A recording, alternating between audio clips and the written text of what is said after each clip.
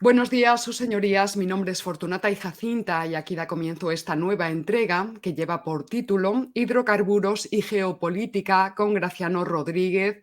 Es decir, que estamos en un formato entrevista y por el título todos ustedes ya pueden intuir que se trata de un tema de sumo interés. De momento, antes de hacer una pequeña lectura del currículum de nuestro invitado especial, vamos a saludar ya a Graciano, que nos espera ya desde el otro lado de la pantalla. Graciano, buenas tardes. Buenas tardes, Paloma. Muchas gracias por invitarme.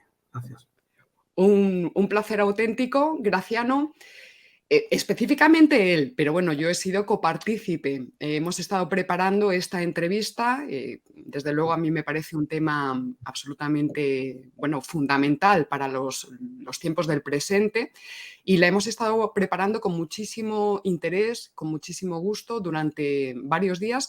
O sea que yo creo que vais a ver que es una entrevista muy jugosa, muy nutritiva a nivel de contenidos y además Graciano nos ha preparado una batería de diapositivas también que nos van a ayudar a seguir todo el desarrollo, todas las explicaciones que él nos va a ir dando. Pero antes de nada, vamos a hacer una pequeña presentación de Graciano. Os leo pues algunas breves notas biográficas. Ya sabéis que tenemos que sintetizar necesariamente. ¿Qué podemos decir de Graciano? Bueno, pues que es ingeniero de minas, es máster en ingeniería de petróleo y también MBA, con 35 años de experiencia en la industria internacional de exploración y producción de petróleo y gas. Los primeros años con una compañía contratista de perforación, ejecutando pozos para compañías operadoras en Libia y en España. Los 30 siguientes años con Repsol y empresas mixtas en el offshore español y países del norte de África, Oriente Medio e Iberoamérica. Ahora él pues, nos va a ir comentando todas estas experiencias en estos distintos países. En las áreas de perforación, desarrollo de campos y producción, en puestos de operaciones, gestión de proyectos y gestión general. Finalizaste, Graciano, la carrera dentro de Repsol en el año 2012 y desde entonces trabajas como consejero delegado, aquí terminaste como consejero delegado de Repsol Sinopec Brasil en el área de exploración, desarrollo y producción en aguas profundas. Luego nos cuentas qué es esto de las aguas profundas en Brasil en particular. Y ahora, como decía, que antes me equivoqué, actualmente trabajas como, realizando actividades puntuales de formación y consultoría independiente en distintas áreas. Vamos a leer algunas de ellas: gestión de proyectos de perforación y proyectos de desarrollo de campos de petróleo y gas y geotermia de alta entalpía. Ahora Alta energía. Alta energía. Alta energía. Geotermia profunda. Resolución de disputas de índole técnico en el sector petróleo y gas y cálculo y gestión de la huella de carbono en sectores industriales. En definitiva, queridos seguidores del canal de Fortunata y Jacinta, tenemos aquí a Graciano Rodríguez con más de 35 años de experiencia dentro de la industria internacional de exploración y producción de petróleo y gas en enclaves de primer orden. Yo he señalado aquí Irán, Libia, Brasil, Argentina, Egipto, Venezuela, Siria o Colombia. También alguna cosita en España que luego nos contarás. Y bueno, podemos hacer un comentario preambular. Efectivamente, en este negocio de la exploración y producción de petróleo y gas, pues sigue en manos, sobre todo de grandes empresas que podríamos decir, o multinacionales, de ese ámbito que llamamos occidental, que son las regiones del mundo que además cuentan ahora mismo con la mayor parte de los avances tecnológicos en el sector. Hablando contigo estos días he visto precisamente la importancia de esta cuestión de la tecnología, la inversión en tecnología.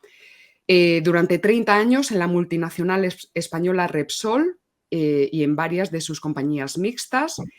Y bueno, pues te vamos a preguntar un poco de todo, sobre todo por el complejo mundo de los recursos naturales energéticos, en especial petróleo y gas. y cuáles son las perspectivas de futuro, cuál es la situación actual de esta industria, tanto en el mundo a nivel internacional, aquí es donde vamos a hablar de geopolítica, como de España y de las distintas regiones hispanoamericanas, Iberoamérica en general, bueno, pues también que nos puedas hacer un balance general.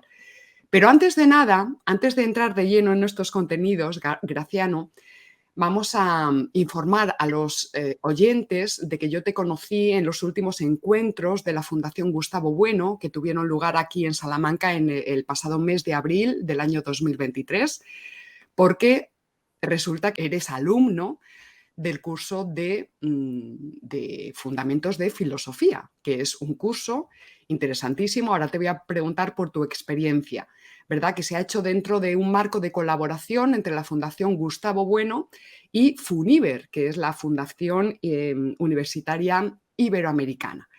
Entonces, antes de entrar de lleno en todas estas cuestiones que hemos avanzado, Graciano, ¿de dónde viene tu interés por el materialismo filosófico? ¿Qué tal tu experiencia en este curso de Fundamentos de Filosofía? En fin, danos unas pinceladas generales. Muy bien, encantado. Bueno, pues es un poco fruto de la casualidad, las circunstancias en la vida pues cuentan mucho, ¿no? Entonces, el año pasado estaba haciendo un pequeño trabajo como consultor independiente sobre el cálculo y gestión de la huella de carbono de una empresa, ¿no? Y leía muchísimo al respecto sobre el calentamiento global, cambio climático, huella de carbono, etcétera, etcétera. Y leyendo me encontré con una lección que dio Carlos Madrid, investigador asociado de la Fundación Gustavo Bueno, en la Escuela de Filosofía de Oviedo, titulada Filosofía de las Ciencias del Cambio Climático. Y sinceramente me impresionó, ¿no? Favorablemente por su potencia de análisis, por su rigor. Y bueno, la escuché 2 o 3 veces, a pesar de que duraba con el coloquio casi 3 horas, y me gustó muchísimo, ¿no? Entonces, eso me llevó a ¿qué? A ver quién es este señor, qué hace, dónde hace, y me llevó a la Fundación Gustavo Bueno. Bien, y ahí yo hice los estudios de ingeniería de minas en Oviedo, en los años 70, a principios de los 70. Entonces, evidentemente conocía la asistencia de Gustavo Bueno e incluso llegué a asistir a algunas de sus clases como oyente, ¿no? Y siempre me quedó eso ahí atravesado, ¿no? Entonces, al ver que existía, que se había organizado este curso de Fundamentos de Filosofía, estudié el programa, etcétera, etcétera, y es que encajaba perfectamente con el momento. Y me apunté. Entonces, ¿qué tal voy? Pues me encanta, voy por la mitad más o menos, son 10 asignaturas, ya superé 5 y estoy encantado. Obviamente, ¿qué me interesa? Me queda todo por aprender del materialismo filosófico, lógicamente, ¿no? Pero me interesa mucho su potencia de análisis, la crítica, la dialéctica con otras filosofías, desde el presente actual, etcétera, etcétera. Entonces estoy muy ilusionado y voy a seguir dándole duro el resto del curso. Muy bien. Bueno, pues para aquellos que estéis interesados, vamos a poner abajo en el cuadro de descripción del vídeo, vamos a hacer un recordatorio y pondremos el enlace de este curso de Fundamentos de Filosofía, Fundación Gustavo Bueno, en colaboración con FUNIBER. Bueno, pues estos días he tenido la oportunidad de conversar con Graciano por teléfono mientras preparábamos esta entrevista y entonces, bueno, pues yo, como no soy especialista en estas cuestiones, lógicamente yo me detenía y le preguntaba cuestiones muy básicas que nos ha parecido también pertinente traer de una manera preambular antes de entrar de lleno en todos los contenidos. Entonces, Graciano, ¿qué te parece si también para los espectadores del canal de Fortunata y Jacinta tratamos brevemente estos conceptos de la distinción entre energías renovables y energías no renovables, una distinción que a mí me ha parecido fundamental, que es la distinción entre recursos y reservas, y algún otro concepto que tenemos por ahí anotado. Si te parece, Graciano, empezamos por aquí. Bueno, pues vamos a intentar ver la diferencia entre energías renovables y energías no renovables. Las energías no renovables son los combustibles fósiles, carbón, petróleo y gas natural, que se han formado en el proceso sedimentario en millones de años y no son renovables. O sea, debería tardarse otros tantos años en volver a formarse. Las energías renovables, al contrario, se renuevan siempre. Es decir, son el sol, el viento, el agua, la geotermia, etc. Entonces, energías no renovables son los combustibles fósiles, carbón, petróleo, gas, y las renovables son las asociadas al viento, al agua, al sol, la geotermia, etc. Concepto de recurso y reserva. Recurso natural es todo aquello que hay en el subsuelo, es decir, yo a base de estudios geológicos, estudios geofísicos, geoquímicos, etcétera, voy determinando el volumen de roca que hay, las porosidades que hay, determinadas propiedades físicas, etcétera, y con ello hago una estimación de los recursos. Es decir, estimo lo que hay en el subsuelo. Nunca llego a saber realmente lo que hay, pero hago estimaciones a base de estudios para tomar decisiones de negocio, ¿no? Entonces, la reserva ya tiene un contenido que implica viabilidad técnica, viabilidad comercial, viabilidad económica, ¿no? Es decir, que lo que produzco ya es en base a esas reservas, ¿no? Que se clasifican en 3 tipos: posibles, probadas y probables, en función de las probabilidades de ocurrencia que hay. Alta ocurrencia de que sea explotable, del orden del 90%, serían las reservas probables, que por defecto van a ser cuando hablemos de reservas a las que nos vamos a referir. Y un par de cositas más me gustaría apuntar aquí acerca de los permisos y las concesiones de los estados, ¿no? El subsuelo es propiedad del Estado y entonces las compañías solicitan permisos a esos estados para explorar o investigar los recursos. Y si se definen reservas, se piden una concesión de explotación, es decir, hay que desarrollar el yacimiento para proceder a su explotación, ¿no? Concepto de recurso y concepto de reserva, concepto de permiso de exploración, permiso de investigación y concesión de explotación. Y luego, ¿cómo medimos el valor de las compañías de hidrocarburos? Por sus reservas y su producción. Y por el ratio entre las reservas y producción, es decir, cuántas reservas probadas tiene tal compañía, cuánto produce diariamente o temporalmente esa compañía, y si divido las reservas por la producción y mantengo ese ritmo de producción, ¿para cuánto tiempo, para cuántos años tengo reservas, ¿no? Entonces, esos son los parámetros para medir el valor de las compañías.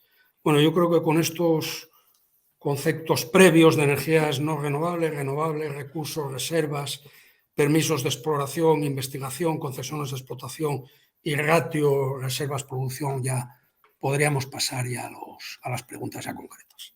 Bueno, pues mira, nos has preparado aquí una primera diapositiva que ponemos ya en pantalla. Aquí nos vas a hablar, bueno, pues de la evolución de la población mundial y de la producción de energía primaria mundial.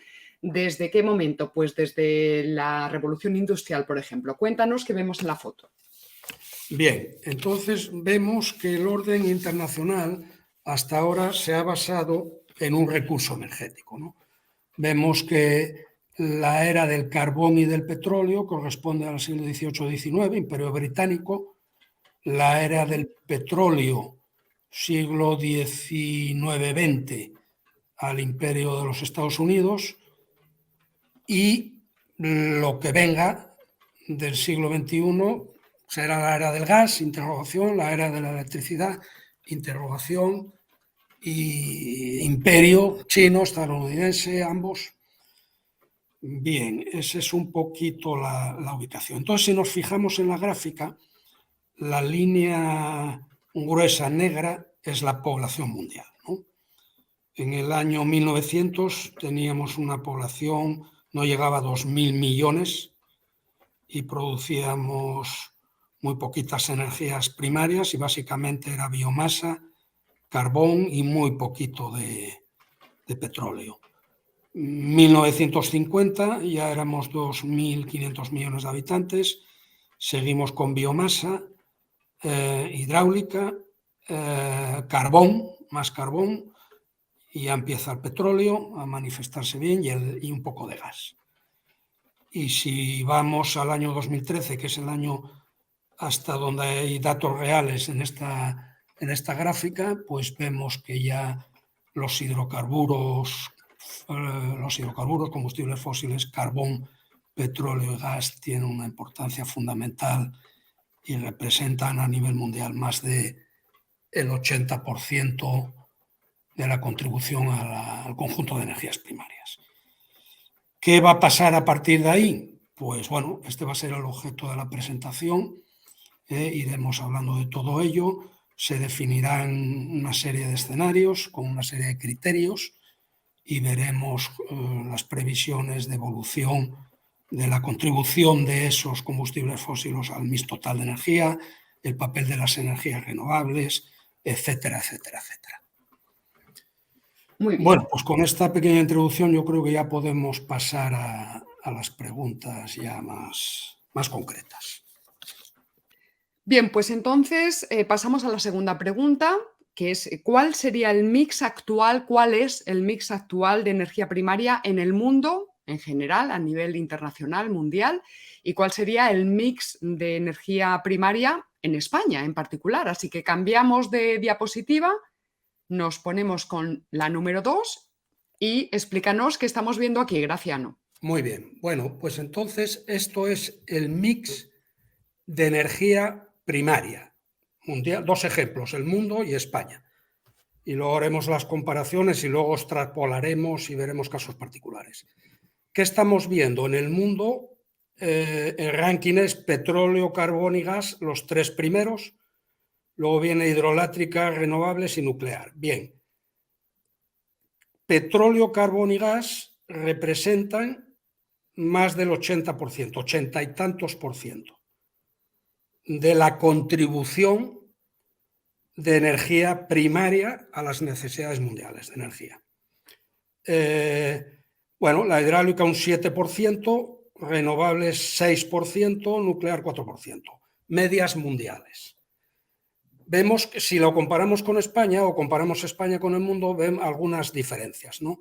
El petróleo 44%, mucho, es decir, el petróleo casi es hoy la mitad de las energías primarias, el gas parecido al mundo, 23-24%, en cambio las renovables pasan del 6 al 15%, nuclear más que la media mundial, menos que Francia, y hidroeléctrica 5%, y carbón, atención, ha bajado al nada, casi 1%, entre 1 y 2%, con respecto al 27% mundial, ¿no?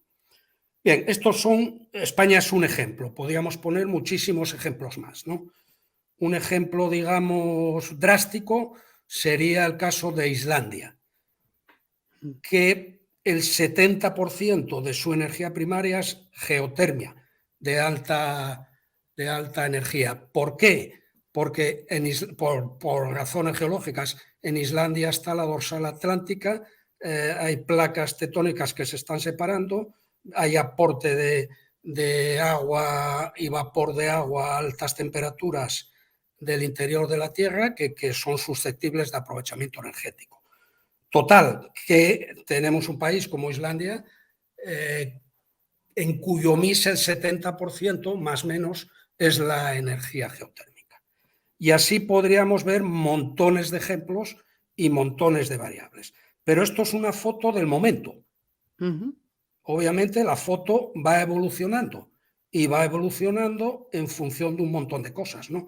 De las reservas que tengamos probadas de hidrocarburos, de las necesidades energéticas, aumento de población, necesidades energéticas, de las políticas energéticas, de cómo va la tecnología, qué desarrollos hay y, fundamental, de la geopolítica, que está en todas las esquinas, ¿no? Entonces, esto es una foto, repito, puntual y que va variando con el tiempo en función de todos esos parámetros y más. ¿Qué podemos decir hoy en general del nuevo mapa de la energía? Bueno, pues ¿qué mercado es el que más ha crecido en consumo? El mercado asiático. El 35% de los hidrocarburos mundiales son consumidos por China, India, Japón y Corea del Sur. 35%. Y otro tema relevante es que Estados Unidos ha superado a Rusia como mayor productor mundial de gas natural, debido fundamentalmente al desarrollo de la industria del gas no convencional. Ya más adelante hablaremos de qué son los hidrocarburos no convencionales, tanto el petróleo como el gas, ¿no? Más puntos al respecto. El gas natural vemos que representa una cuarta parte del total de energía primaria que necesita el mundo, ¿no? Y atención, una tercera parte del consumo mundial de gas natural es para Estados Unidos, lo consume Estados Unidos. Bien, en España solamente me gustaría hacer una aclaración, porque muchas veces en medios de comunicación se oyen cosas como que la mitad de la energía proviene de las energías renovables. Bueno, ya hay que puntualizar esta frase. Esto no es exactamente así, ¿no? Lo que representa el 50% de energías renovables es la generación de electricidad, hoy en España, más o menos, siendo la electricidad un vector energético, no es una energía primaria, es un vector energético. Entonces, como vemos, es la energía primaria, como energía primaria, las renovables representan un 15% hoy, del total de necesidades energéticas. ¿De dónde viene este, entre comillas, error, ¿no? Que no hay que confundir energía total necesaria con generación de energía eléctrica, ¿no?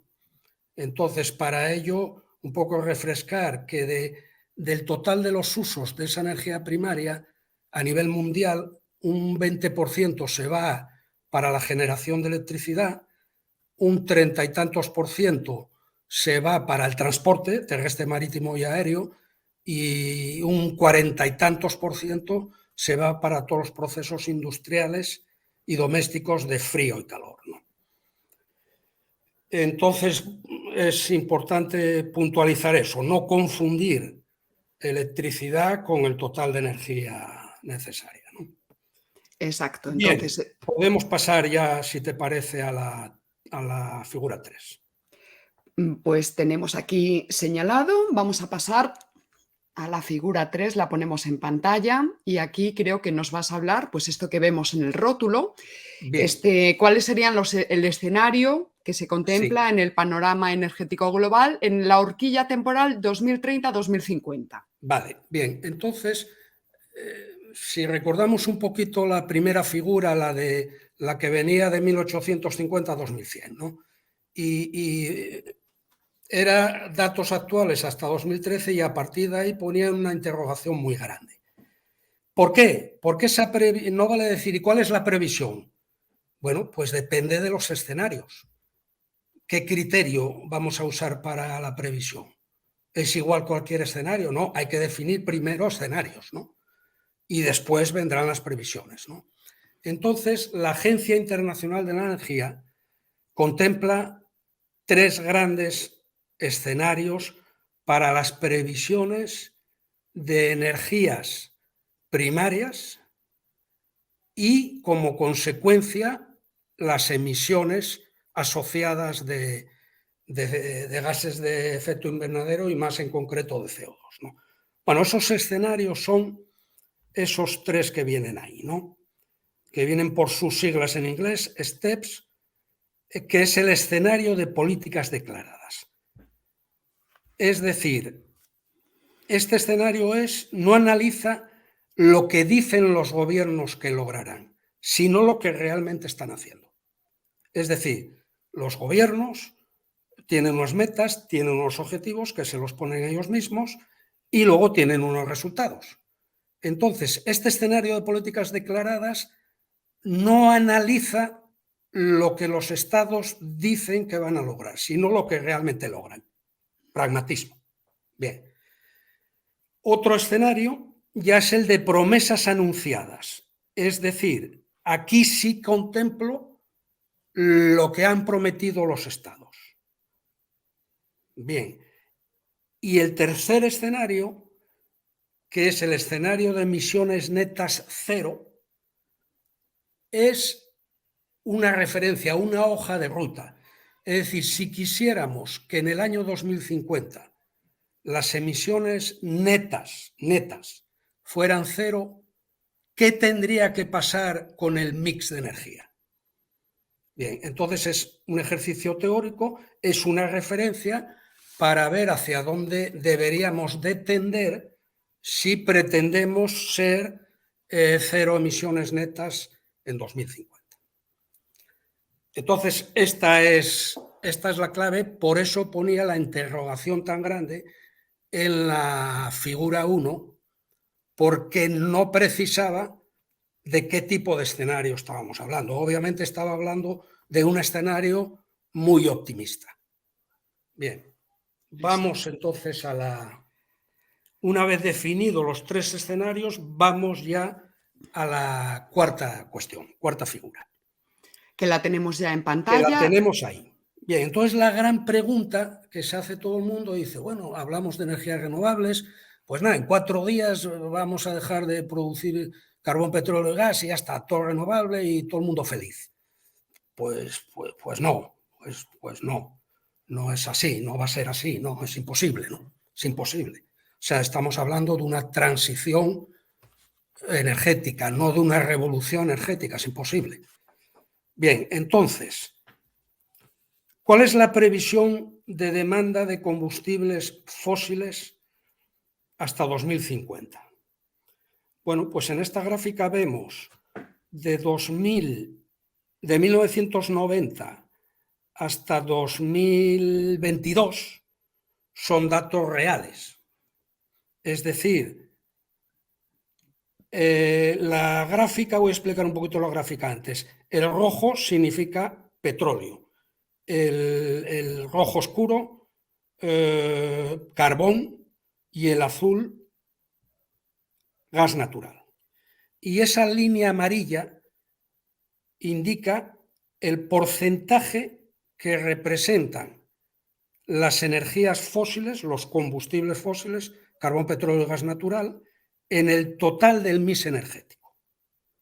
Bien, y entonces vemos que de 1990 a 2020, pues ha bajado un poquito, o sea, ha bajado del 80% al 70%. Miremos en la vertical de la derecha, marca ese porcentaje, ¿no? Bien, ¿qué más? ¿Cuál es la previsión hasta 2050 en ese escenario STEPS, que era el escenario de políticas declaradas? Es decir, los gobiernos no nos dicen lo que han prometido, no, lo que han realizado en base a unos objetivos, ¿no?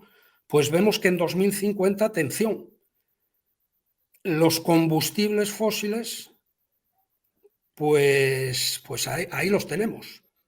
Y van a representar el 60% del total del mix energético. ¿Significa eso que es 60% por ser menos del 80% vamos a producir menos combustibles fósiles? No necesariamente.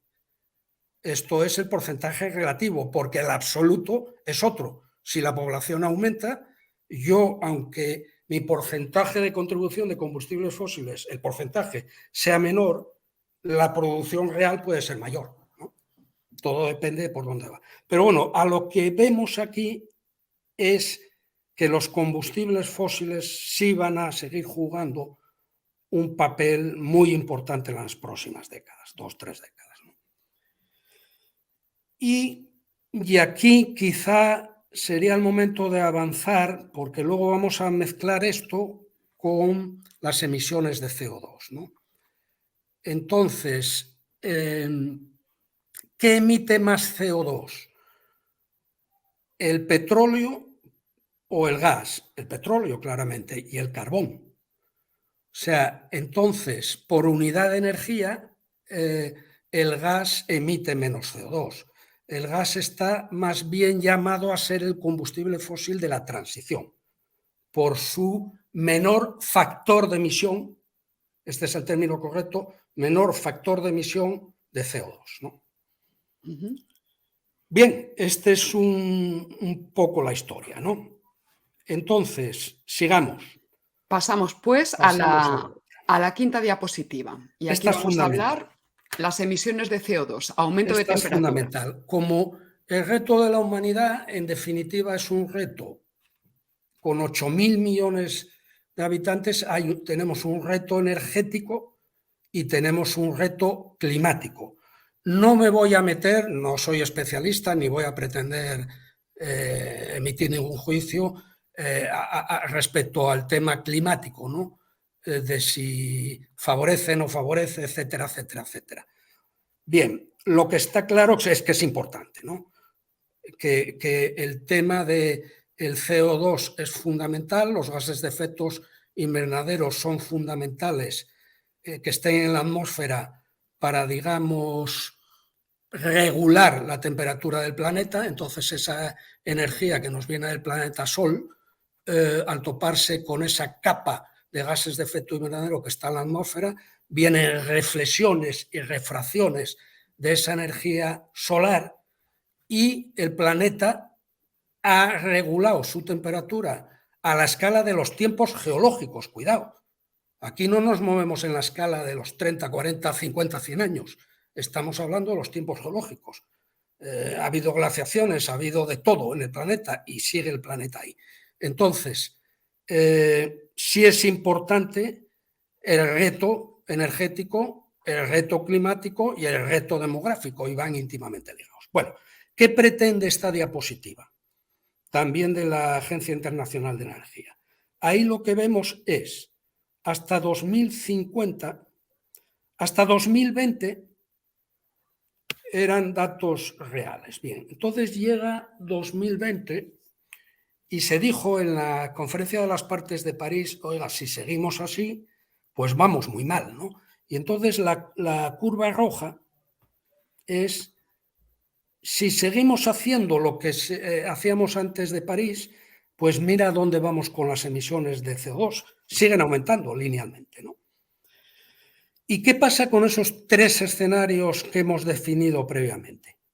El STEPS, que es la política ya de hechos consumados, ¿no? Bueno, que baja ligeramente esas emisiones de CO2. A la derecha tenemos la temperatura que se alcanzaría en 2100 en cada uno de los escenarios. Vamos de derecha a izquierda. En el escenario pre-París, si seguimos con el escenario pre-París, el rojo, llegaríamos a una temperatura media en el planeta de 3,5 grados centígrados. Con el escenario de políticas declaradas, hablamos del orden de 2,5 grados centígrados de temperatura del planeta, media del planeta en 2100. Si hablamos del escenario APS, que tenemos en cuenta no lo que realmente hacen los estados, sino las promesas, cosa dudosa. Pues estamos hablando de que se pudiera alcanzar una temperatura del planeta de 1,8, cerca de 2 grados centígrados. Y si vamos al escenario de emisiones netas cero, estamos hablando de 1,3, del orden de 1,3 grados centígrados. Bueno, pues esto es un poquito la clave de todo, ¿no? Esta es un poquito la clave de todo, ¿no? Es decir, ¿en qué escenario nos vamos a mover y por qué? ¿Podemos? ¿No podemos? Bueno, esa es la clave de todo, que lo vamos a discutir ahora en la siguiente diapositiva, ¿no? Pero hay que centrar bien esto, que es que si queremos tender en 2100 a unas temperaturas del orden de un aumento de temperatura del orden de más o menos 1,5 grados centígrados, pues hay que hacer muchas cosas, ¿no? Bien, y ahí es donde entra en juego la siguiente diapositiva. Muy bien, vamos a ello.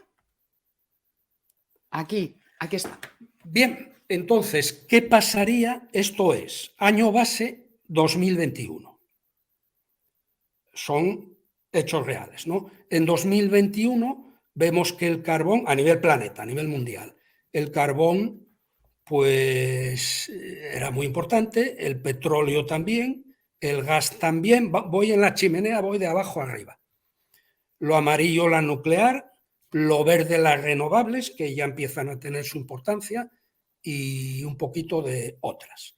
Y hay una cantidad determinada de emisiones de CO2, que es el punto azul. Ese se mide con la escala que está a la izquierda, es a julios, que se mide, olvidémonos de las unidades de momento, ¿no? Bien, y ahí vemos en 2030 y en el 2050, para cada uno de los escenarios que hemos definido, cómo evolucionarían ese mix de energía, combustibles fósiles y energías renovables en particular, en esos tiempos, ¿no? Bueno, entonces fijémonos en el escenario STEPS, que es el de políticas declaradas consumadas, ¿no? Bueno, pues como vimos, los hidrocarburos, los combustibles fósiles, carbón, petróleo y gas a nivel mundial, van a tener su importancia, y las energías renovables han aumentado muy considerablemente, ¿no? Obviamente, el escenario de emisiones cero, tomémoslo como una hoja de ruta, como una referencia de lo que sería una evolución o un escenario ideal, ¿no? Bien, y entonces esto nos da una idea de por dónde podemos ir, ¿no? De por dónde podemos ir. Bueno, entonces, ¿qué hemos visto hasta ahora? Hemos visto hechos reales, qué ha pasado con la evolución del mix energético y qué ha pasado con las emisiones de CO2. Bien, ahora vamos a yo diría casi esta va a ser, la 7 va a ser la figura más importante de todas. Vamos a ella. Bien, el trilema. Vamos a hablar ahora de transición energética, vamos a hablar del trilema, lo que se ha llamado o se llama el trilema de la energía, ¿no? He puesto esas tres figuras como referencia, la primera, que es muy importante, todas son importantes, ¿no? Bien, y ahora vamos a analizar el tema, ¿no? Bien, ¿qué necesita el planeta? ¿Qué necesita la humanidad? Bueno, necesita energía 24 horas al día. En ese triángulo es la E de arriba, energy, energía. Necesitamos energía y de manera sostenida durante 24 horas al día, todos los días del año. La E de la derecha es la E de economía. Los proyectos, las operaciones tienen que tener un sentido económico, tiene que ser sostenible económicamente. Y la tercera E es la E de environment, medio ambiente. Tiene que tener sentido ambiental. Bien, entonces, Bueno, no podemos jugar el partido, a mí me gusta mucho el fútbol y siempre hablo del partido, en un vértice y simplemente que nos preocupe solo la energía y no la economía y el medio ambiente. O en el vértice de la economía y no preocuparnos de las otras. O solo el medio ambiente. No. O solo dos, tampoco vale. Nos preocupamos de la energía y del medio ambiente y despreciamos la economía. Tampoco. O sea, no vale ni individualmente ni 2 a 2. Es decir, es un tema triangular. Son importantísimos los tres, y hay que llegar a compromisos. Y no hay dos situaciones iguales, y no hay dos países iguales, no hay dos áreas iguales, no hay dos tiempos iguales. Y es más, si tenemos un determinado mix que parece que nos da un cierto equilibrio, viene un tema un hecho geopolítico importante y nos lo rompe, como estamos viviendo ahora. Entonces, es fundamental esto.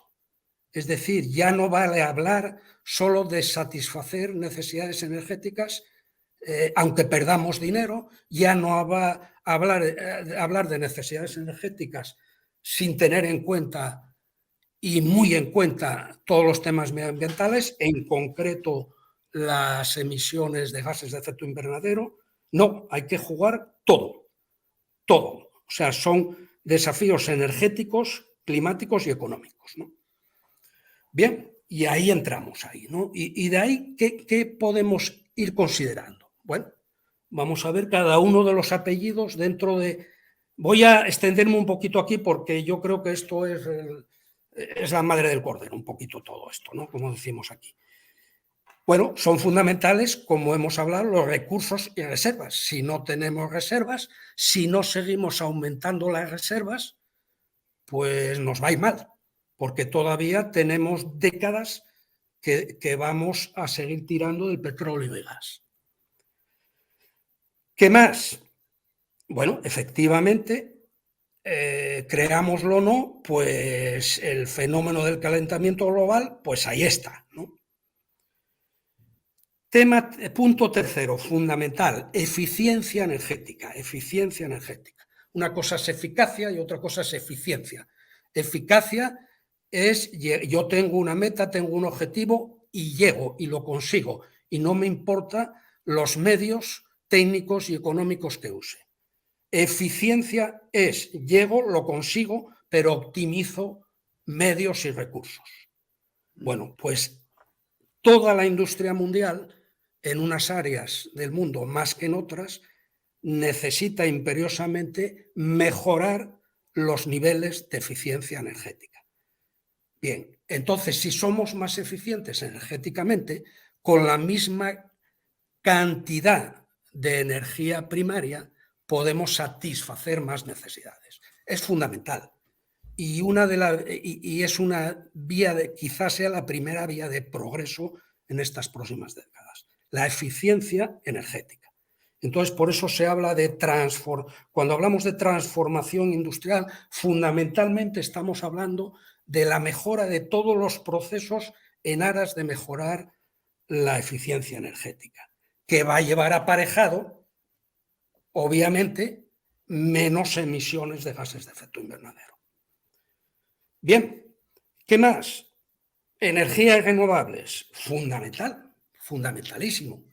Pero atención, limitaciones de las energías renovables. Por un lado, la densidad energética. La densidad energética, no es lo mismo la densidad energética de un combustible fósil que del viento.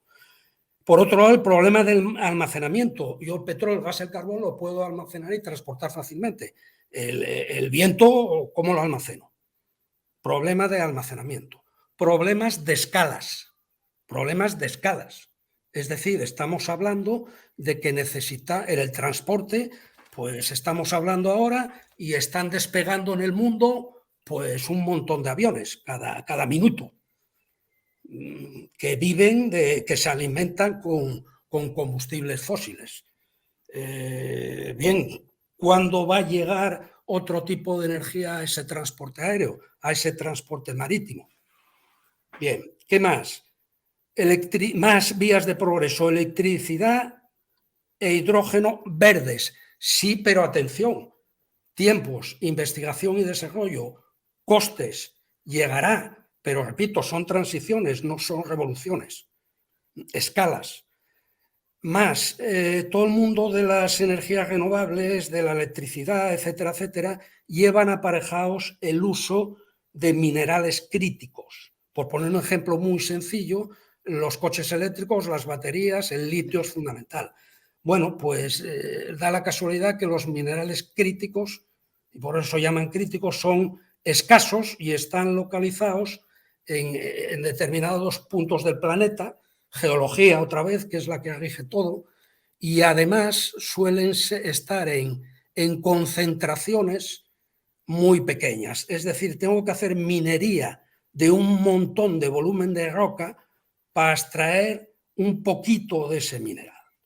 Entonces, cuando se dice que ese coche eléctrico no va a emitir emisiones de CO2 a la atmósfera, bueno, vamos a puntualizar un poquito. Si ese coche, ese vehículo, usa una batería de litio, ese litio salió de algún sitio del mundo y se ha hecho minería, se ha explorado, se ha desarrollado, se ha producido, se ha consumido energía, que puede ser fósil, se ha desprendido CO2, se ha transportado a los sitios de destino. Todo eso lleva aparejado emisiones de CO2. Es decir, las emisiones de CO2 hay que mirar de la A a la Z. No hay que mirar solo una parte del ciclo. Hay que mirar todo el ciclo. Todo el ciclo. Es decir, la extracción de ese recurso, el transporte de ese recurso, el tratamiento de ese recurso, la utilización de ese recurso, el tratamiento de ese recurso, etcétera, etcétera, etcétera, etcétera. Es decir, tenemos que hablar de fases completas de la A a la Z. Ahí es donde entra lo que hoy día se habla mucho de la economía circular. El mejor residuo es el que no se genera. Bueno, pues por ahí van los tiros. Lo que pasa que eso necesita mucha investigación y desarrollo, mucha tecnología, mucho tiempo y muchos costes. Y mucha escala, porque claro, hay cosas que son a fenómeno local. Yo puedo hacer en mi casa y poner mis paneles solares, pero ese avión que recorre el mundo entero va con esos paneles solares, o cuánto va a tardar en ser accionado por otro tipo de energía, ¿no? Meteríamos aquí en la tecnología la fisión nuclear, la fusión nuclear, en fin, todo el progreso tecnológico que es vital, ¿no? Bien, como vemos, Paloma y queridos oyentes tanto de este lado como del otro lado del Atlántico, el tema se las trae. O sea, es un tema multidisciplinar, complejísimo, entra todo el tema energético en toda su dimensión, todo el tema económico, todo el tema medioambiental, y estamos forzados a trabajar juntos. O sea, no me sirve mirar solo el tema energético o mirar solo el tema medioambiental. Hay que mirarlo todo y todo en su conjunto, ¿no? Pues todo esto es lo que hay, pero somos humanos y hay ansias de poder y los países quieren su parcelita y etcétera, etcétera, etcétera. La condición humana, y está la geopolítica por medio. Y ahí estamos, y ahí estamos. Ejemplo, pues el tema de la guerra Ucrania-Rusia. No me quiero meter en eso, no sé nada de eso, ¿no? Pero ¿por qué? Qué casualidad que es un cruce de caminos energético de primera magnitud.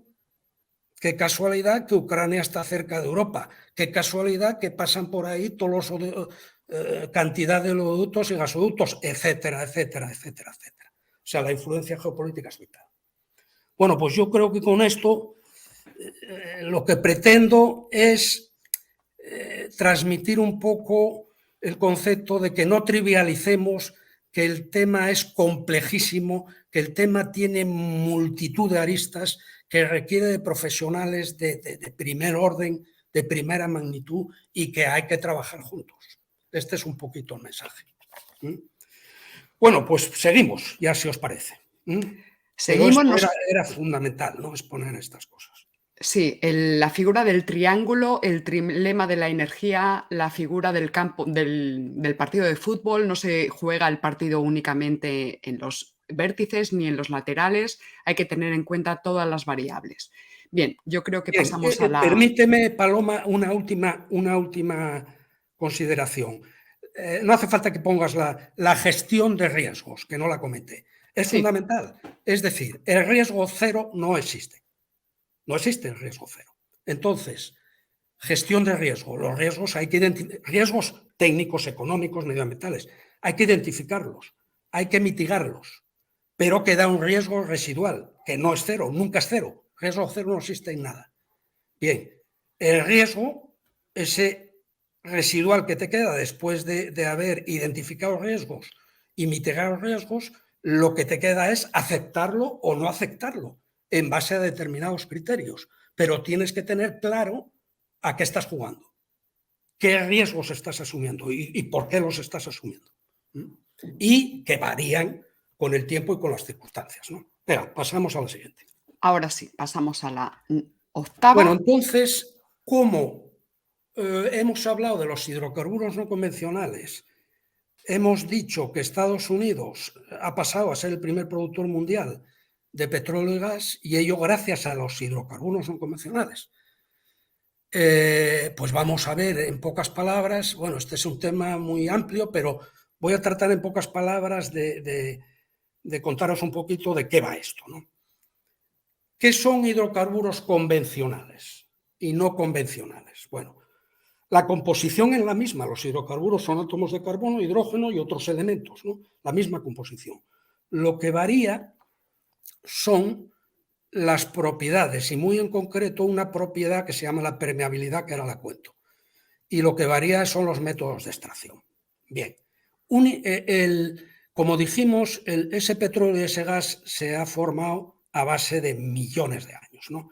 Entonces, esas rocas, si vemos el dibujito de la porosidad, vemos que tenemos una roca y hay poros, lo que está en verde.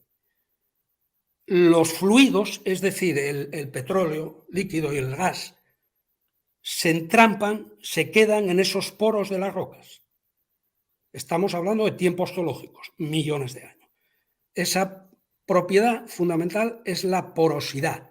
Es decir, cuando yo quiero calcular, estimar esos recursos de los que hablábamos antes y esas reservas, bueno, pues tengo que estimar el volumen de roca, pero tengo que estimar por los métodos que sean la porosidad, porque el petróleo y o gas que hay ahí será el valor, el porcentaje que haya de poros respecto a ese volumen total de rocas y el factor de recobro que tengamos de ese hidrocarburo. Bueno, uno, pero no quedamos ahí, hay una propiedad fundamental que es la permeabilidad, que es para que esos fluidos lleguen a superficie, esos poros tienen que estar conectados entre sí para que haya ese flujo de fluidos, de petróleo y gas, y podamos extraerlo.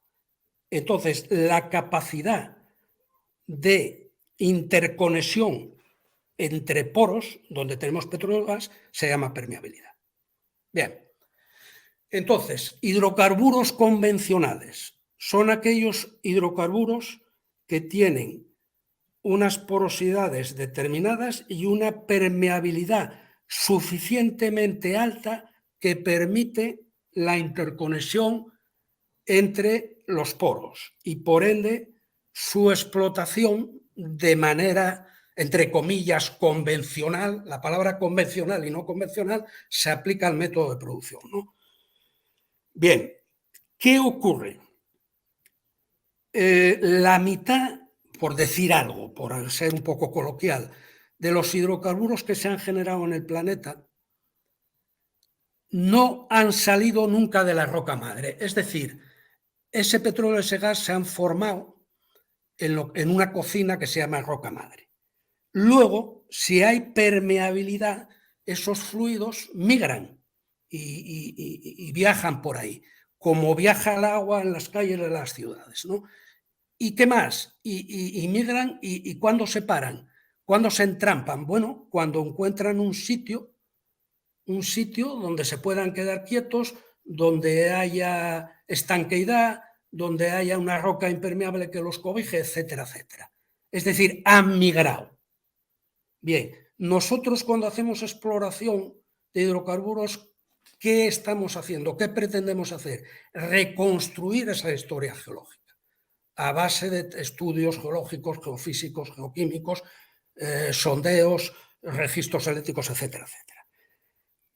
¿Qué son los hidrocarburos no convencionales? Son aquellos que nunca han migrado, nunca han salido de la roca madre, nunca han salido de la cocina. ¿Por qué? Porque la permeabilidad de esas rocas es tan ínfima que no permitió nunca su movimiento. No sé si ha quedado más o menos claro, Paloma, el concepto. Sí, sí, sí. Bien, Sí, adelante. entonces, es fundamental este. Entonces, ¿qué ocurre? Los norteamericanos durante décadas se han gastado millonadas en investigación y desarrollo.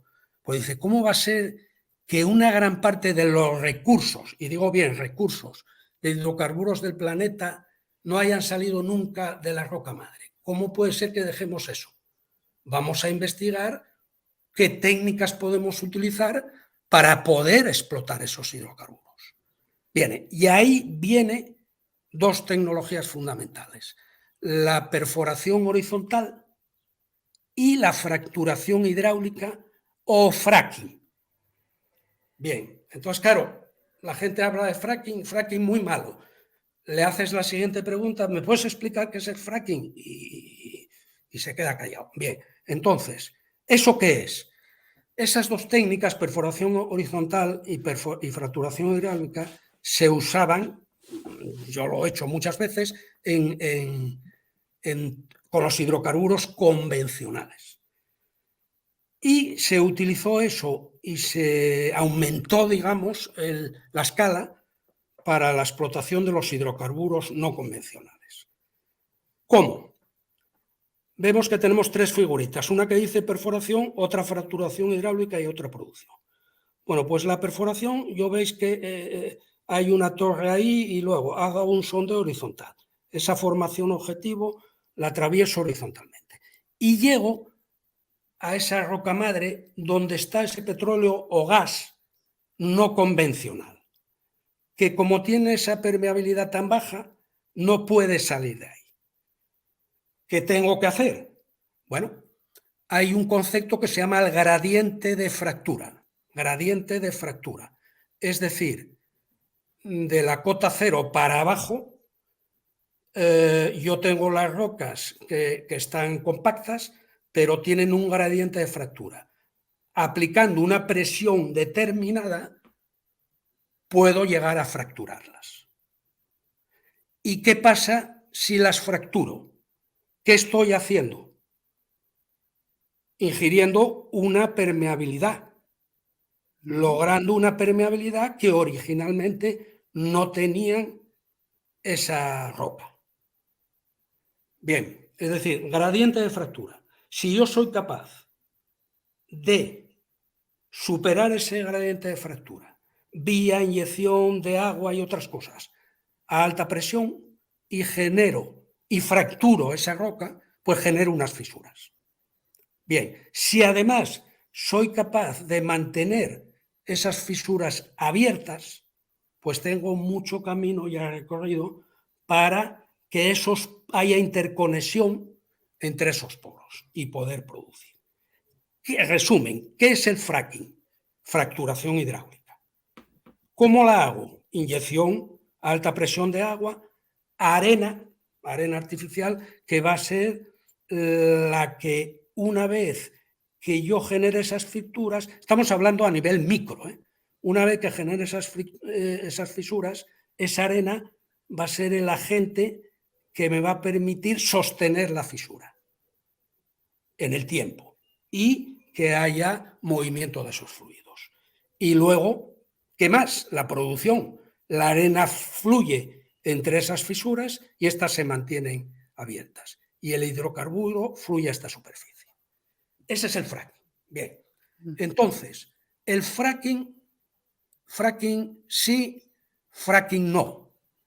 Bueno, en mi humilde opinión, la pregunta está mal hecha. No es fracking sí o fracking no, de manera absoluta, en todo el planeta. Será este proyecto de fracking sí y este proyecto de fracking no. Proyectos concretos, puntuales. ¿Y en base a qué? En base a la gestión de riesgos. Por eso lo toqué antes, la gestión de riesgos. Es decir, ejemplo, para que se entienda. Si yo detecto en Madrid que tengo un yacimiento importantísimo de gas no convencional a 3.000 metros de profundidad y resulta que veo factible técnicamente hacer una fracturación hidráulica, generar esas fisuras en la formación, etcétera, etcétera, pero resulta que tengo muy cerca, una profundidad muy cercana, estoy inventándome el ejemplo, un acuífero, una acumulación de agua potable que suministra a toda la Comunidad de Madrid de agua, ¿qué haré con ese proyecto? Pues no lo haré. No lo haré porque yo, otro a lo mejor sí, porque en mi asunción de la aceptación de riesgos eso no es aceptable. ¿Por qué? Porque, señores, porque puedo dejar la Comunidad de Madrid sin suministro de agua potable. No acepto ese riesgo, no juego ese partido. Pero otros sí. Entonces, no hay que generalizar, hay que particularizar. Cada proyecto es único y hay que hacer un análisis de riesgo técnico, económico y medioambiental súper detallado de todo, y con eso en la mano tomar decisiones. Tomar decisiones quiere decir que he identificado los riesgos que tengo de todo tipo, quiere decir que los he mitigado, que me queda un riesgo residual y que tengo que aceptar o no aceptar ese riesgo. Este es el mundo de la energía y de los recursos naturales energéticos y en concreto los hidrocarburos, ¿no? Creo que era importante un poquito dar un poco de visión a esto del fracking. Viene es una contracción de la palabra fracturación hidráulica, fracturing en inglés, fracking, el diminutivo, ¿no? Fracking, fracturación hidráulica. Repito que ni es bueno ni es malo, depende. En este proyecto será bueno, buenísimo. Y entonces, ¿qué pasa en Estados Unidos? Que hay miles y miles y miles de pozos donde se ha practicado la fracturación hidráulica. Bien, y entonces, ¿qué pasa? ¿Allí vale y en otros sitios no vale? Bueno, señores, debate. Habrá que afinar criterios, habrá que tener discusiones profundas del tema, ¿no? No simplemente, bueno, fracking no, ¿por qué? No, que es muy peligroso. ¿Y por qué? No lo sé. Bien, venga, seguimos. Seguimos, porque aquí tenemos dos figuras seguidas. Tú me vas indicando, Graciano, venga. Ponemos la novena. Bien, vale. Bueno, pues ya hemos explicado o ya hemos charlado sobre recursos, sobre reservas, sobre producción, sobre hidrocarburos convencionales, sobre hidrocarburos no convencionales, etcétera, etcétera. Claro, la pregunta inmediata ahora es, oiga, hábleme usted deme una idea de qué reservas mundiales tenemos de petróleo y gas. Y muy importante, cómo han ido evolucionando en el tiempo. Bien, pues vamos a ello. Reservas probadas mundiales de petróleo, expresadas en miles de millones de barriles. Un barril, como recordatorio, son 159 litros. Bien, va evolución de 1980 a 2017. 1980, reservas probadas, 683.000 millones de barriles. 2017,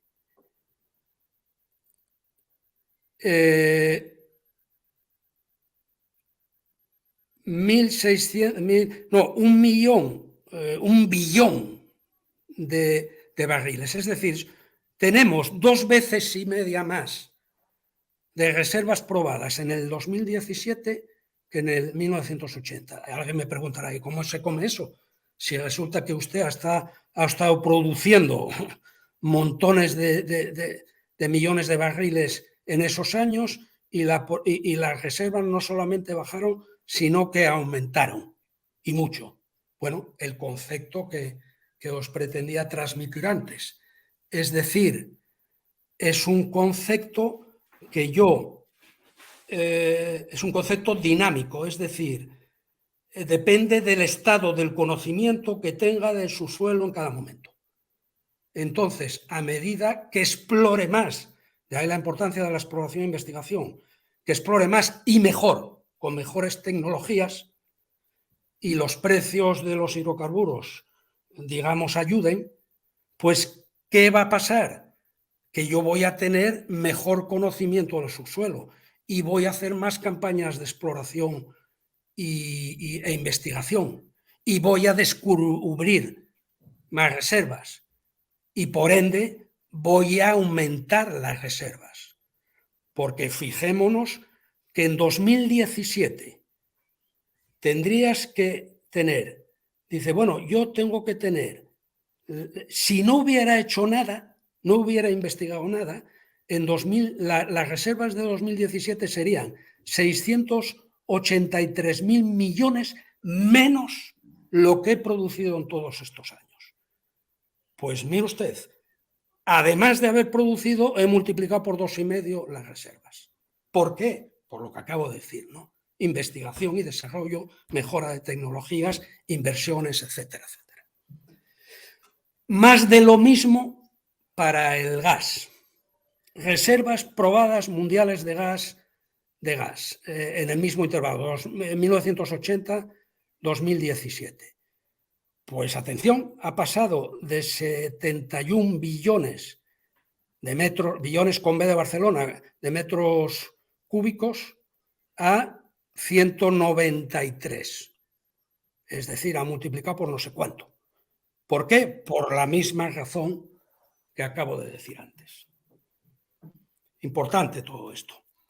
Bien, ahora, ¿qué conviene decir? Vale, estas son las reservas en el 2017 y ahora en el 2023, bueno, tendremos una cantidad la que sea. Bien, la pregunta ahora de nota sería, vale, y con estas reservas mundiales que tengo de petróleo y gas, ¿para cuántos años tengo de producción de petróleo y gas si siguiera produciendo al mismo nivel que hoy?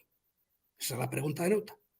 Es decir, ¿cuál es el ratio o relación entre las reservas y la producción? Es un dato clave. Bueno, pues eso, hoy, con estos datos que tenemos, ese ratio sería 47 años para el petróleo, 53 años para el gas.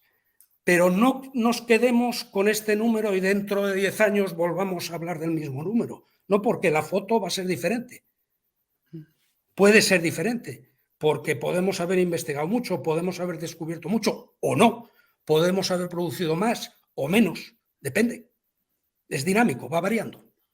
Pero tengo que poner el termómetro, tengo que ir registrando y controlando permanentemente, ¿no? Dónde estoy y a dónde voy, ¿no? Bien, son conceptos bases esto. Ya como referencia, la pregunta sería, ¿y cuáles son los países que tienen mayores reservas probadas de petróleo en el planeta? Bien, entonces, una anécdota, para descansar un poquito, una anécdota, cuando llegué a Venezuela, hice esa pregunta precisamente. ¿Qué estimación de reservas probadas tienen ustedes? Y la respuesta fue más o menos, si la memoria no me falla, las reservas no son nuestro problema. Es decir, tenemos todas y más. Efectivamente, es el número 1 en reservas probadas de petróleo. Pero, fijémonos en el final de la diapositiva, en el último punto que aplica a Canadá y a Venezuela. En las reservas de Canadá y Venezuela, Canadá está como el tercero, se incluyen las arenas bituminosas de Alberta en Canadá y la cuenca del Orinoco en Venezuela.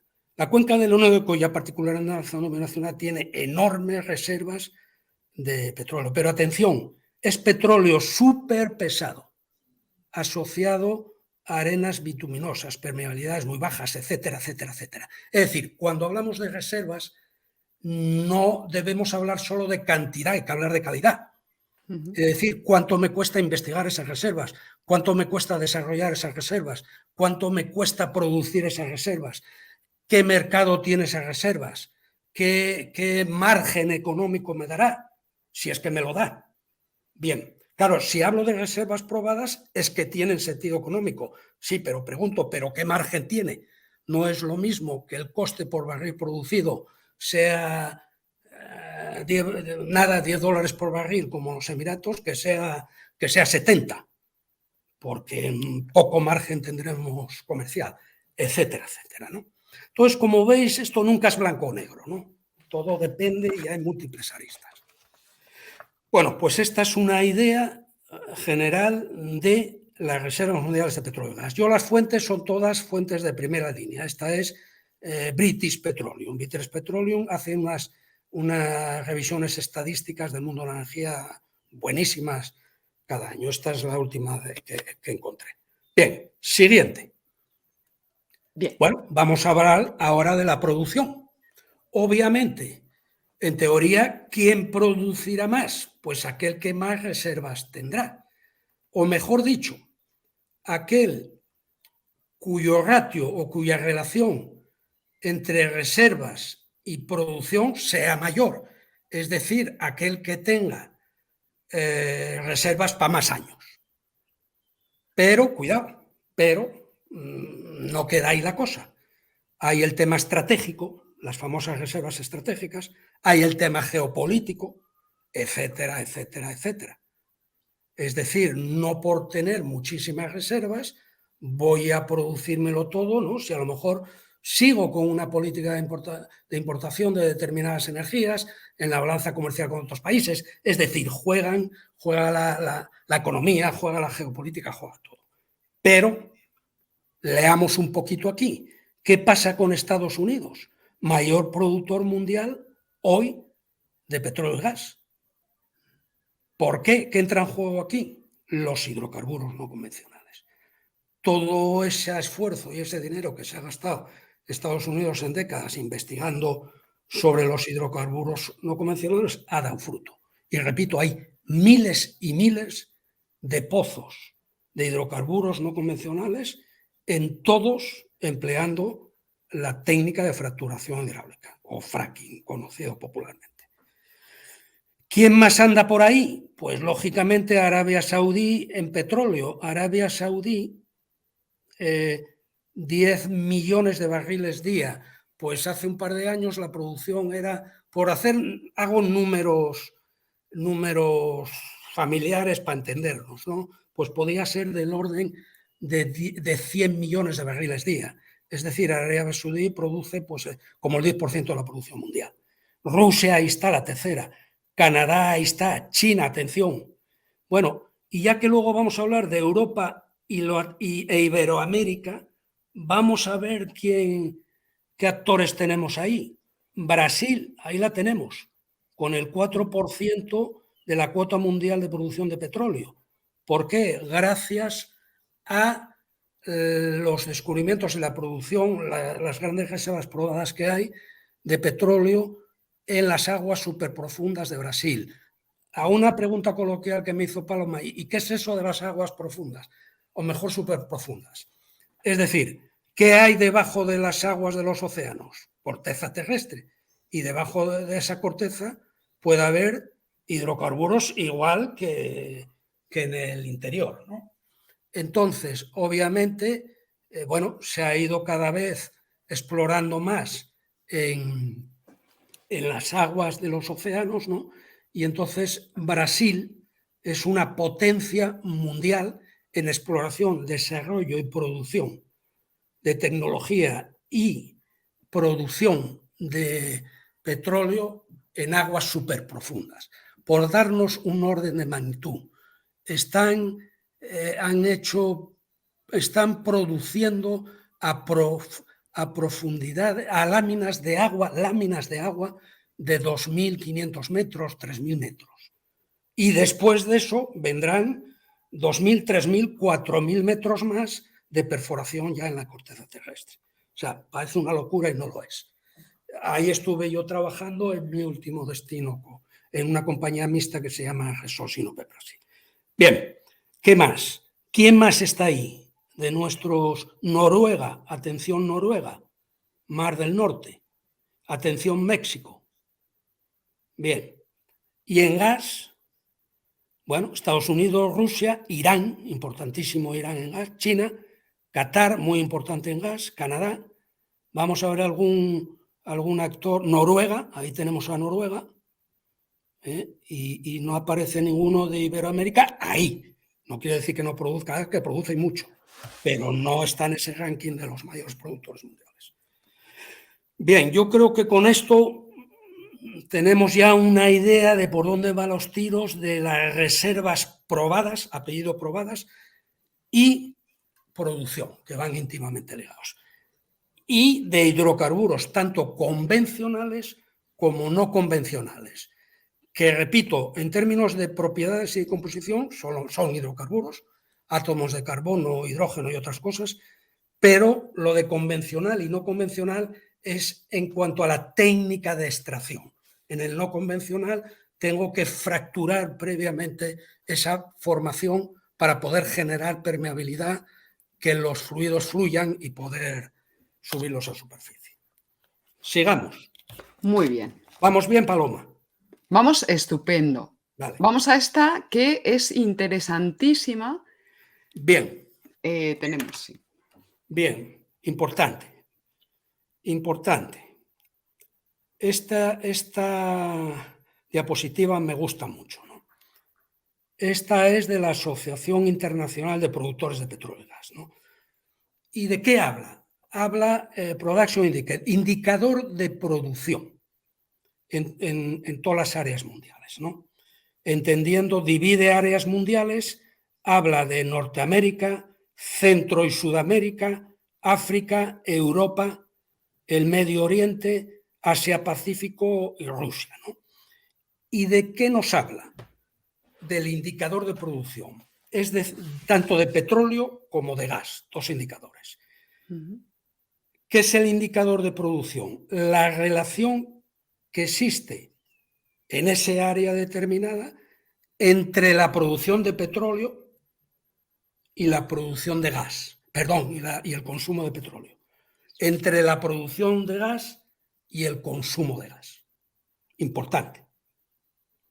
Da una idea de que, obviamente, si ese índice es mayor del 100%, si divido la producción por el consumo y es mayor del 100%, mayor de 1, significa que me sobra, que tengo capacidad para exportar. Si es menor de 1, menor del 100%, significa que necesito importar. Bueno, pues vamos a ver las diferentes regiones del mundo. El Medio Oriente, pues está sobrado en petróleo, como ya sabíamos, pero ahí lo tenemos, y también en gas, mucho menos, pero también. Rusia, pues más de lo mismo. Geopolítica, qué casualidad. Asia-Pacífico, pues no. Déficit en ambos, en petróleo y en gas. Necesita importar. Por eso decíamos que una de las características del mix energético mundial era la creciente demanda de energías primarias, de hidrocarburos, en el Asia-Pacífico. Ahí lo tenemos, la razón. ¿Qué más? Europa, mal. 23% el indicador de producción de petróleo y 46% el de gas. Quiere decir que tiene que importar el 70 y muchos por ciento del petróleo y casi el 50% y más del 50% del gas. Bien, ¿Y qué pasa con África? Bueno, pues que anda bien de índices, pero cuidado, claro, no solo va a hablar de índices. ¿Y cuál va a ser el desarrollo de África? ¿Cómo va a evolucionar África en términos de población y en términos de modernidad y en términos de desarrollo tecnológico y en términos de necesidades energéticas? Y por ende, ¿cómo variará este índice? ¿Y qué políticas energéticas debe seguir? ¿Y qué va a pasar con la economía? ¿Y qué va a pasar con el medio ambiente? Bien, Norteamérica, ahí vemos 91 y 103, anda ahí justito, pero cuidado, pero es que consume mucho, consume demasiado y es el primer productor del mundo. Nuestros amigos iberoamericanos están equilibrados, 96, 105, pero ¿qué quiere decir eso? Bueno, ¿cuál es la tendencia? ¿Hacia dónde va? Bueno, hay que analizar el área entera, país por país. Lo que sí puedo decir es que, así a grandes rasgos, porque he trabajado más o menos en casi todos ellos, Brasil es una potencia, como acabo de decir, México también, Argentina tiene en vaca muerta uno de los recursos más importantes mundiales de gas no convencional. Colombia ahí está, Ecuador ahí está, Perú ahí está. Bien, entonces, ahí vemos, y si nos centramos ya en Europa y Iberoamérica, pues volveríamos a tener que repasar el trilema de la energía. No vale simplificar aquí, no, que mira, España va bien, Europa va bien, Iberoamérica o al revés, Iberoamérica va bien, España va mal. No es así, hay que analizar un montón de parámetros, como hicimos en el trilema de la energía, y entra todo ahí en ese saco, ¿no? Bueno, entonces esto creo que da una idea general del mapa mundial y en concreto del europeo iberoamericano, de la situación de los hidrocarburos y de por dónde pudieran ir los tiros, ¿no? Vale, creo Bien, que pasamos a España. Exacto. Y con esto pasamos a España. Si esto lo hiciéramos, pues yo que sé, en Perú, pues hablaríamos de Perú, ¿no? Y si fuera en Colombia, hablaríamos de Colombia. Hablemos un poco de España. Pero a la vez, al hablar de España, vamos a seguir hablando del mundo. ¿Por qué? Voy a adelantarlo, aunque luego lo repitamos otra vez, pero adelanto que la producción hoy de petróleo en España es cero. Y la producción hoy de gas en España es insignificante. Bien, es decir, es dependiente total del abastecimiento de hidrocarburos.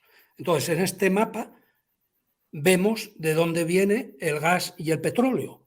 Empecemos por Iberoamérica, viene mucho de México, mucho petróleo. Viene gas de Trinidad y Tobago, viene petróleo de Brasil, etcétera, etcétera. Bien, viene gas y petróleo de los Estados Unidos, viene de petróleo de Canadá, de Europa, viene de Noruega, petróleo y gas, algo del Reino Unido, etcétera. Venía de Rusia, no sabemos si viene o no viene, geopolítica otra vez, etcétera. Miremos en África, el tema geopolítica, Argelia, Marruecos, bueno, sabemos algo, oímos campanas, pero obviamente sabemos poco de lo que ocurre entre bastidores, pero influye y mucho en toda la política de importación y en todos los precios, etcétera, etcétera, etcétera, ¿no? Bueno, pues ahí tenemos luego en el cuadrito el porcentaje de dónde viene todo. O sea que esto nos sirve no solamente para saber el abastecimiento que viene a España, sino de dónde viene, ¿no? Y eso de dónde viene significa, bueno, que es un país que se permiten el lujo de exportar, ¿no? Porque tienen un índice de producción que se lo permite. Sigamos. Vamos. Esto es más de lo mismo, pero aplicado solo a gas natural y gas natural licuado. Bien, y lo mismo, estamos hablando de España, pero estamos hablando de todo el mundo. ¿Por qué entra en juego el gas natural licuado? El gas natural, en estado gaseoso, se transporta por gasoductos, pero obviamente tiene una distancia, un recorrido limitado por la ley física. Es decir, no tenemos presión para hacer un gasoducto desde Australia a España, evidentemente, ¿no? Estoy exagerando, ¿no? Entonces, ese gas, el color verde, pues ¿de dónde viene? Pues de ahí al lado, ¿no? De Argelia, etcétera, y poco más, ¿no? Por gasoducto. Limitaciones físicas de distancias. Y el resto viene licuado. ¿Qué es eso del gas natural licuado? Bueno, es gas que en origen, en el país de origen, se extrae el gas se trata, se hace un tratamiento primario, se licúa en origen, atención, se licúa en origen y se transporta licuado. Una molécula de gas natural licuado equivale a 600 moléculas de gas.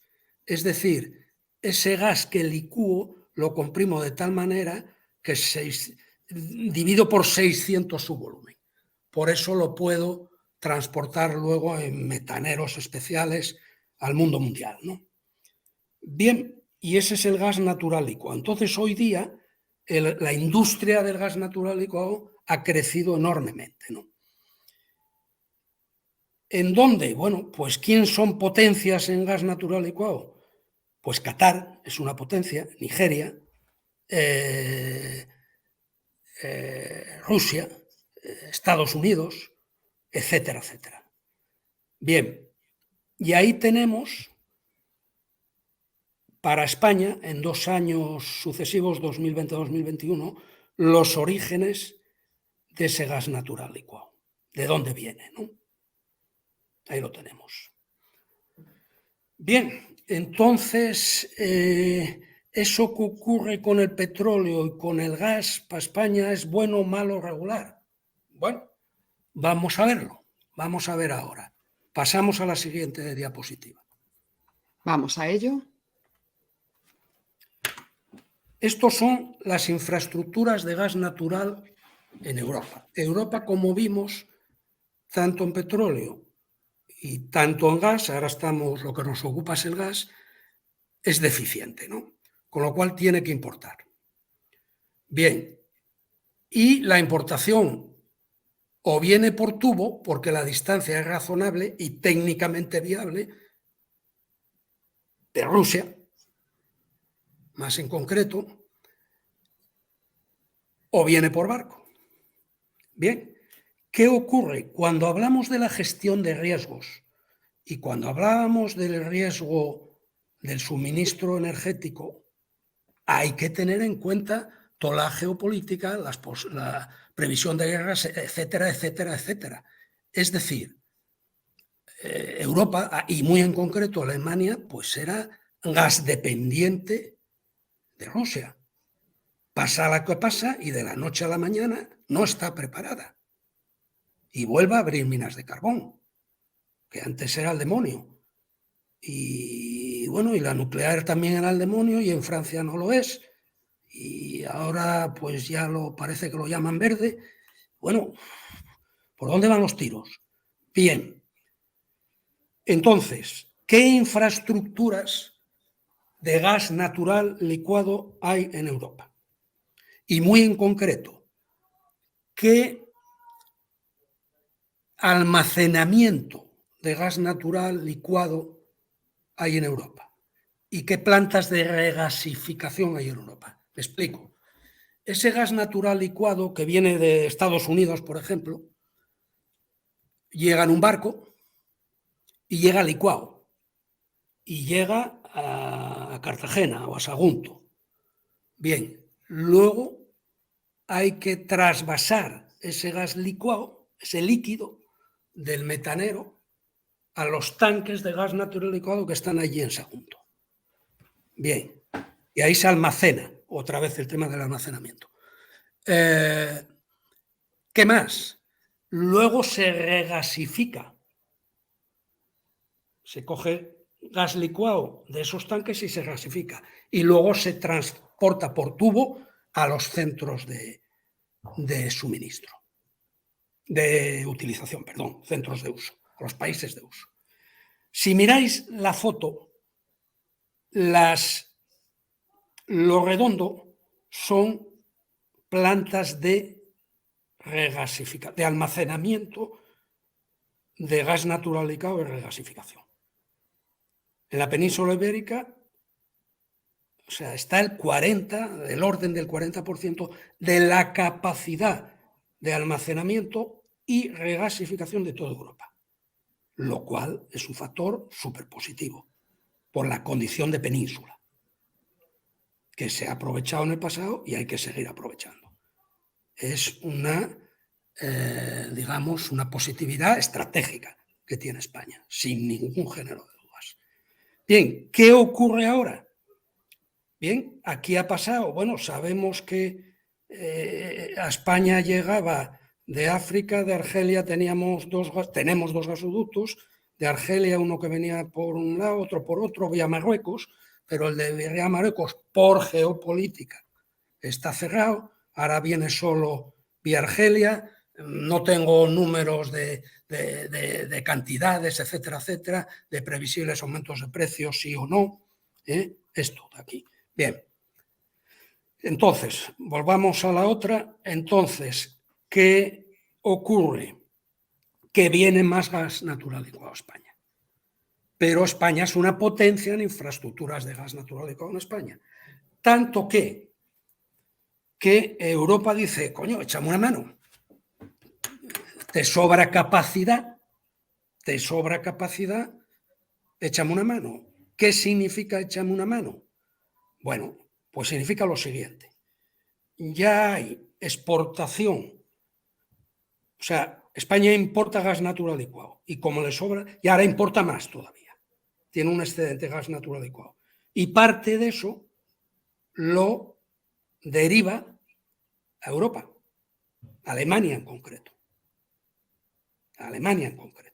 Entonces, hoy día ya hay las empresas de ingeniería y construcción, ya se adelantaron, obviamente se adelantan a los tiempos, y ya hay plantas de regasificación de gas licuado flotantes.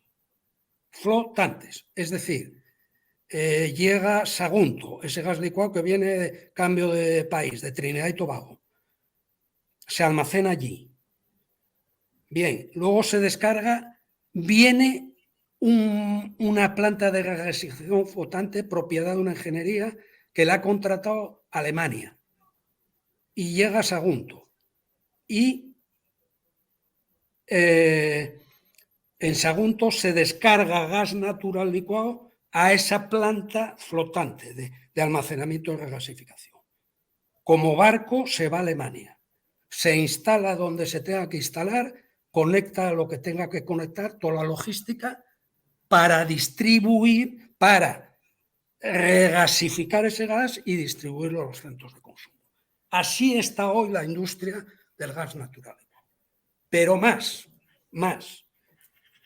Hay un caso singular que es el Musel en Gijón. Hace 10 años se construyeron 2 tanques de almacenamiento de 150.000 metros cúbicos cada uno de gas natural licuado y una planta de regasificación tal. Bueno, pues no se dieron los permisos. No conozco los detalles, si por temas medioambientales, por temas administrativos, por temas logísticos, no lo sé. No conozco a fondo el porqué. Lo que sí sé, porque lo he visto, lo que sí sé es que a raíz del conflicto y de la colaboración de España con Europa, atención, se está rehabilitando los tanques de almacenamiento, no la planta de regasificación, los tanques de almacenamiento del Musel de Gijón para que lleguen barcos de gas natural licuado directamente a Gijón, se almacene en esos tanques de gas natural licuado de Gijón y luego en barcos más pequeños o en barcos flotantes regasificadores, etcétera, se vayan a Europa. ¿Por qué eso? Porque esa jugada ya se ha hecho, por ejemplo, creo que era desde Sagunto. Pero atención, Gijón, el Cantábrico, está más cerca de Europa. Mejoramos menos transporte, menos coste, menos CO2 a la atmósfera, etcétera, etcétera. Y en curso se está rehabilitando los tanques de almacenamiento de Gijón. Más en concreto, se está en un proceso de licitación para proveer toda la logística, toda la tecnología de descarga de los barcos superpotentes que vienen del mundo a Gijón, descargar y la carga en otros barcos para que vayan a Europa. Bueno, pues esto es el negocio del gas natural licuado en España. Entonces, esto simplemente como información, digamos que Enagás es un poco el gestor de la red de gasoductos en España y de las plantas de almacenamiento y regasificación de gas natural, excepto en Galicia, que está Reganosa. Y desde aquí mis felicitaciones a Reganosa, porque lo están haciendo muy bien desde hace muchos años. O sea, lo hacen muy bien, llevan 10, 12, 14 años y además hacen servicios de ingeniería en muchísimos países del mundo y lo están haciendo muy bien. Recientemente, Gas Natural y Reganosa han llegado a un acuerdo en el cual Reganosa entra en el accionariado del Musel y Gas Natural compra la red de gasoductos que tenía Reganosa en Galicia. De esta manera ya tiene toda la red de gasoductos en España en Agás y bueno, eso va a facilitar obviamente la liaison con Portugal, la posible liaison con Europa, el futuro del gas, del potencial hidrógeno cuando toque, etcétera, etcétera, etcétera. Bueno, con esto, Paloma, he pretendido, no sé si lo he conseguido, este tema da para meses, como vemos, ¿no? Cada tema es un mundo y cada tema da para un montón de días de hablar de muchos temas y vuelvo otra vez al triángulo. Hay que tratarlo desde el punto de vista técnico, desde todos los ángulos técnicos, desde el punto de vista logístico, desde el punto de vista comercial, desde el punto de vista medioambiental, que es vital, y atención a la geopolítica y atención a la gestión rigurosa de los riesgos, ¿no? Este es un poquito lo que quería transmitir y no sé si lo he conseguido, Paloma. Lo has conseguido maravillosamente bien, pero te quiero retener todavía un poquito solamente para que nos hagas un último comentario sobre lo que comentaste al principio de que en España está prohibido por ley, si no me he enterado mal. Bien, me olvidaba de eso, efectivamente, me olvidé de eso. Me lancé a la pileta, como dicen en Argentina, y me olvidé de eso. Vamos a ver, aquí mismo, esta misma vale. Decíamos que la producción de petróleo de España es cero. En el pasado hubo producción, pero no significativa. Y la producción de gas es testimonial. Bien. ¿Cuánto vamos a hablar del refino? Porque hemos hablado del negocio aguas arriba o negocio upstream, pero no hemos hablado del negocio aguas abajo o downstream, del refino. ¿Cuánto se refina en España? Y ahí sí puedes ir, por favor, vete a la 13. Vamos allá. Perdón, a la 12. A la 12. Esa. Ese petróleo color rojo que llega a España. ¿Cuánto se refina en España? Del orden, más o menos, de 1,2 millones de barriles día. Eso más o menos es el 1% de la producción mundial. Bien, entonces, ¿cuál es, digamos, la fortaleza, en mi opinión, en España? Que la capacidad de refino que hay en España es fuerte. Y cuantitativamente y cualitativamente. Me explico. Se importa petróleo bruto, no petróleo refinado. Se importa bruto. En España hay capacidad de refino para refinar el petróleo bruto que España necesite y más. Entonces, el juego es: importo petróleo bruto, refino parte para las necesidades nacionales y parte para la exportación. Y ahí, obviamente, hay un valor, ¿no? Pero además, cualitativamente, el refino de España ha mejorado y sigue mejorando muchísimo. Ha habido inversiones multimillonarias, ¿no? Hay capacidad para procesar crudos pesados tipo de ese del que hay en la cuenca del Orinoco de Venezuela, etcétera, etcétera, etcétera, ¿no? Entonces, en mi opinión, es muy favorable, ¿no? En ese aspecto. El gas ya hemos visto la potencia de la industria del gas natural licuado en España. Sin hablar, no me meto ahí, lo que pudiera ser el transporte de gasoductos, o sea, conectar Portugal con España, España con Europa, pero ese es otro tema, ¿no?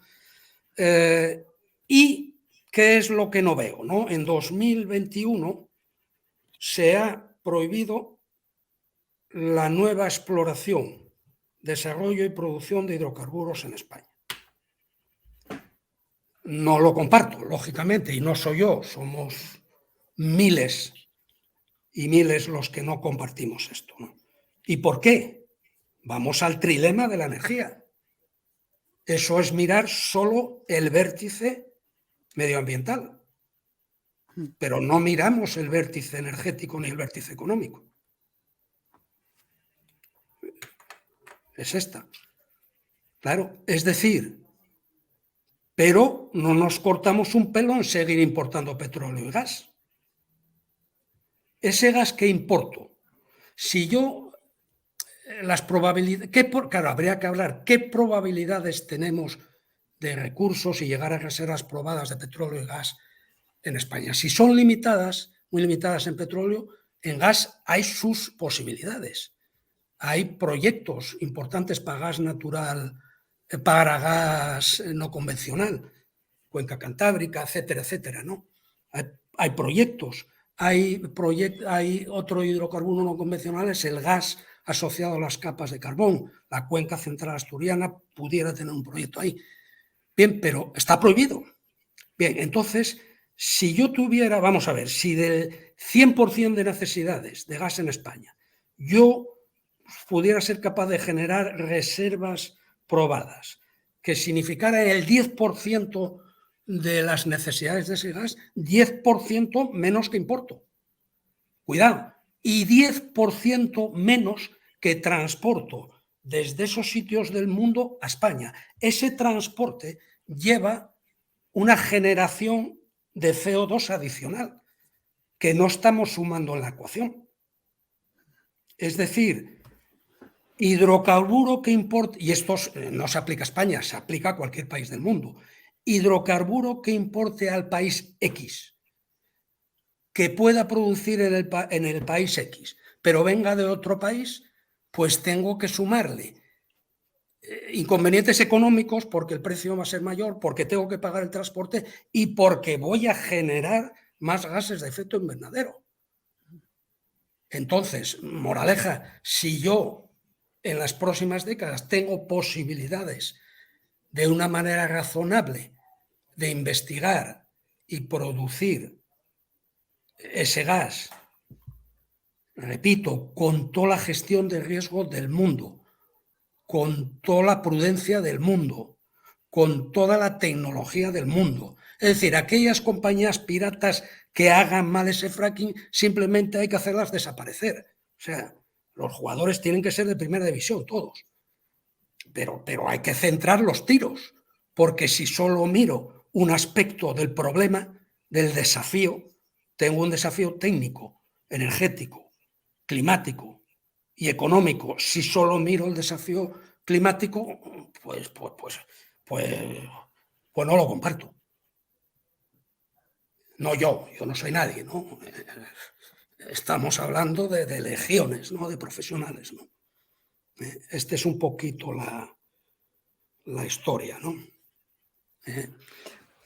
Bueno. Otros países lo están haciendo, mientras, cuidado, mientras miles y miles de pozos se están haciendo en Estados Unidos. Y estamos importando ese gas de los Estados Unidos y pagando el doble, no sé cuánto será el doble, pagando mucho más.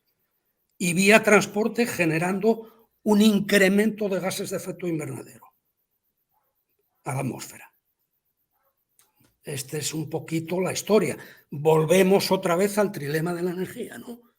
Entra todo ahí, ¿no? Y esto requiere de discusiones hasta el infinito. O sea, esto no vale por artículo de fe, ¿no? Esto requiere discusiones muy profundas y análisis muy profundos.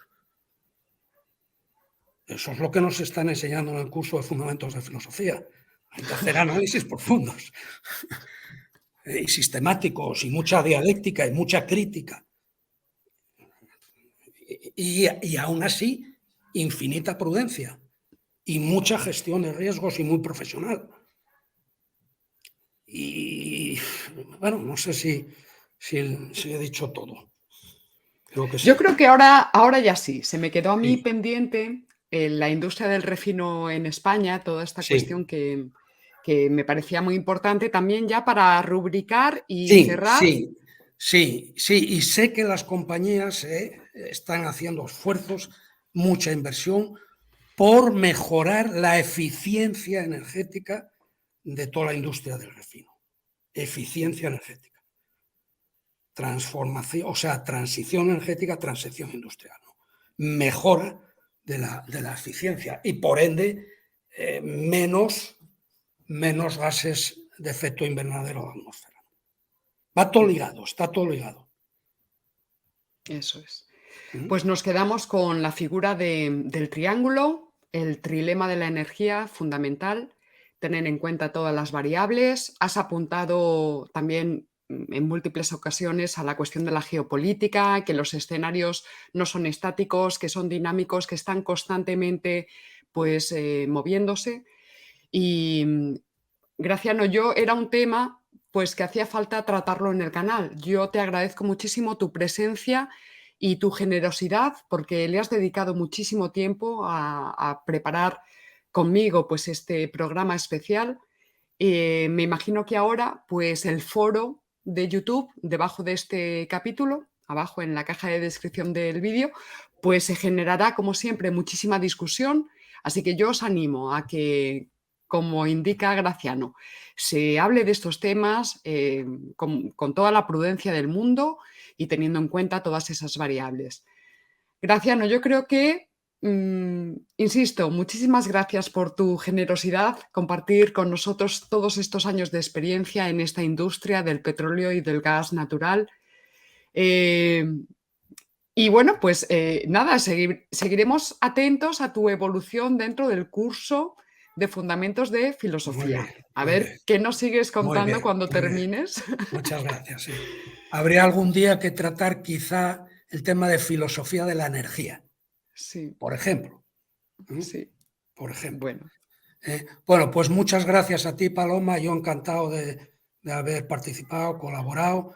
Esto es abrir una ventana. Para los que saben de esto, quizá les haya servido para refrescar algún concepto y los que no, pues bueno, abrir una ventana y ya que ellos busquen vías, que ellos busquen información y que sean críticos. Hay que ser muy críticos en estos temas.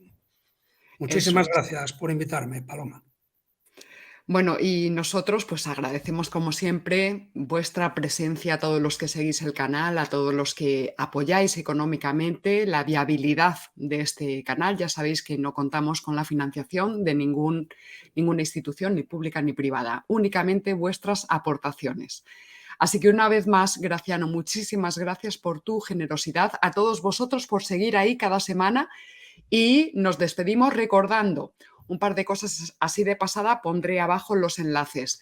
Ya está abierta la convocatoria para participar en los cursos de verano de la Fundación Gustavo Bueno en Santo Domingo de la Calzada. El tema de este año es Filosofía de la Religión. Os paso abajo toda la información. Y también está abierta ya la convocatoria para presentar tanto ponencias como para inscribirse como oyentes en los encuentros que van a tener lugar en Salamanca aquí, también encuentros de la Fundación Gustavo Bueno. Atención sobre la inteligencia artificial. Dos temas realmente de muchísimo interés. Y ya está, nos despedimos de todos vosotros a la usanza de Sun Tzu. Si no conoces al enemigo ni a ti mismo, perderás cada batalla. Hasta luego. Muy bien, adiós. Muchas gracias a todos. Adiós. Hasta luego, Graciano. Chao. Adiós.